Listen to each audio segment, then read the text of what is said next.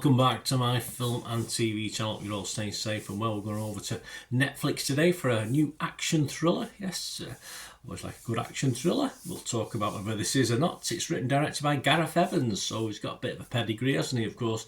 This is called Havoc. It's an 18 certificate. Oh, wonder why. Plenty of blood and guts in this one. 107 minutes. Those old blood vests got a lot of workouts in this one, that's for sure.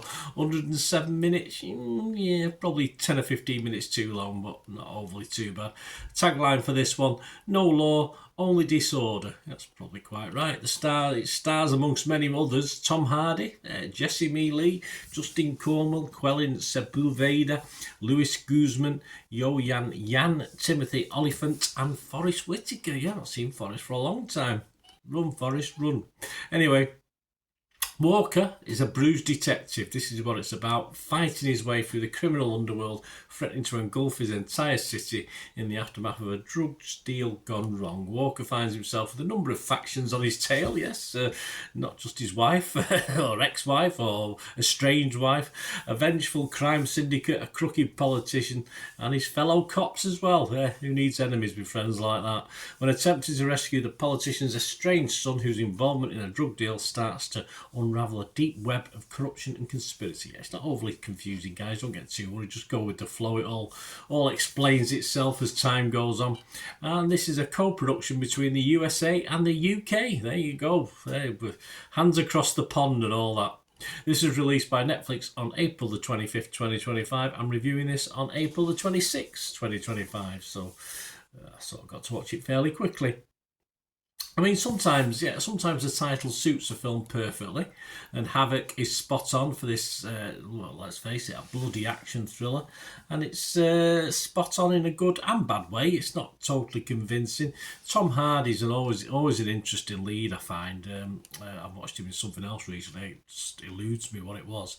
I always like him, but his performance in any role, for me, always begins to wear a little bit thin over halfway through a film, but so by the end of it, I'm neither here nor there. But I'm always ready to go with him next time, so he doesn't totally put me off, but it's just something about him. I like his initial role, and then I go off him a little bit as the film progresses, and that's generally been the case for everything I've seen him in fairness.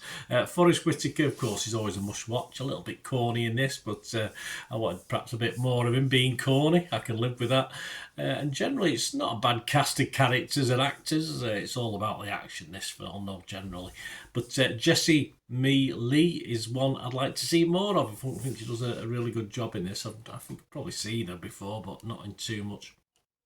Robbie Collin from The Telegraph, he liked it. He gave it 80 out of 100. He said, a stickler might argue, he probably will, not wrongly, that Havoc is ultimately a handful of astonishing set pieces linked by interludes of Hardy growling and ambling around. Yeah, that's Hardy, isn't it?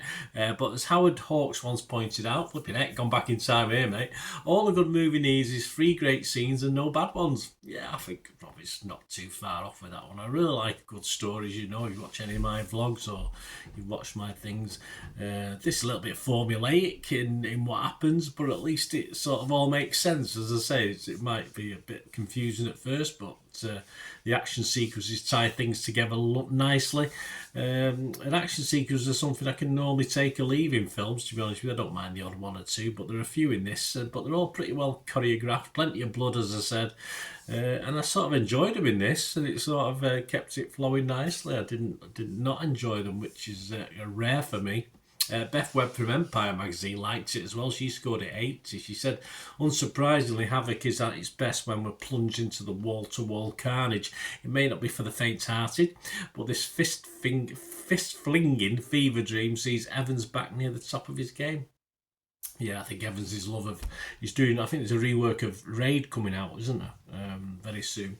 Evans' love of Asian films, action films, is obvious. Not much wrong with that. As I say, I want mine a little bit more story, but they say it's pretty standard in this, but it was okay. Peter de Brugge, though, a variety. There's a lot of people who don't like this. It's pretty much split in opinion generally, just slightly in the positive. But Peter de Brugger of Variety website gave it 40, just 40 out of 100. He said the cheesy screenplay, shallow characters and wince-worthy acting from all but A-listers Hardy, Whittaker and Oliphant suggests that Evans might be better suited to specialising in the second unit or action sequences on a major franchise rather than writing and directing a quasi-dramatic feature. I think he liked it, did he? Give him a chance, mate. I mean, let's say it's what it is. Yeah, he could probably do that as well. Why not? Why not do what he wants and produce and direct what he wants as well? It's a bit of both worlds. But Peter has a point probably about the cheesy. Is a word I'd probably use, but it's Netflix. This is Netflix. It's an action thriller on Netflix. Subscribers get to see it for now. I mean, I know we pay a subscription, but anything half decent on Netflix, I'm well chuffed because some of the crap they put out from certainly foreign language stuff. And I thought Netflix was a byword for this type of film, so I'm happy with it. You know what's coming, so just to put your brain into neutral and just go with it, and that's what I did, and that's why I sort of enjoyed it.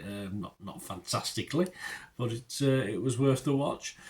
Scores from the critics: Rotten Tomatoes 66% positivity, 39 were fresh, and 20 were rotten on that one. Metacritic, it got slightly less, 58 out of 100, based on 22 critics. 11 were positive, but 11 were mixed as well. But certainly no negative, so that's good.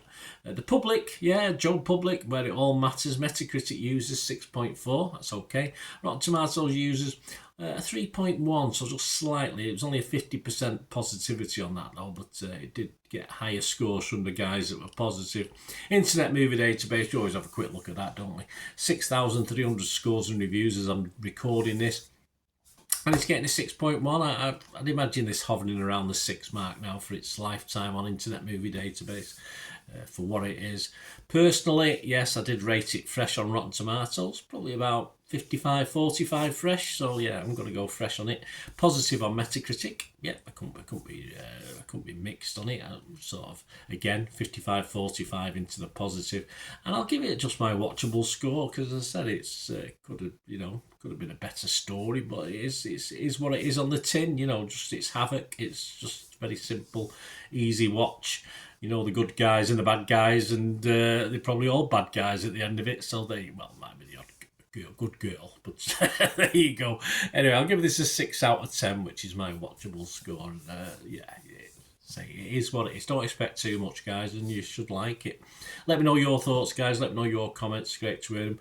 I hope you like what I try and do with the channel. I try and give other people's opinions as well. That's just how I do things. Some people don't like that, but if you don't like it, you don't have to watch, do you? But if you do like how I try and compare and sort of review other people's reviews as well, and sort of give critique on those.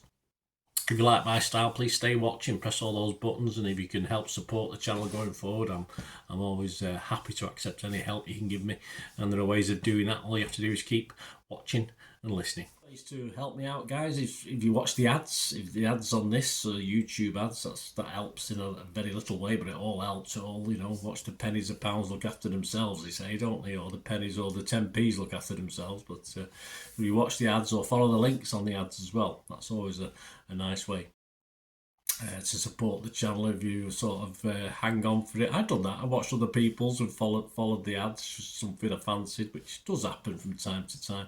Of course, you can support me by pushing that subscribe button as mentioned earlier, and that of course pressing the button so you know when these vlogs are coming out. And of course I'm always interested in your opinions, and of course if you can give us a like, that'd be wonderful as well. So thanks for watching, guys.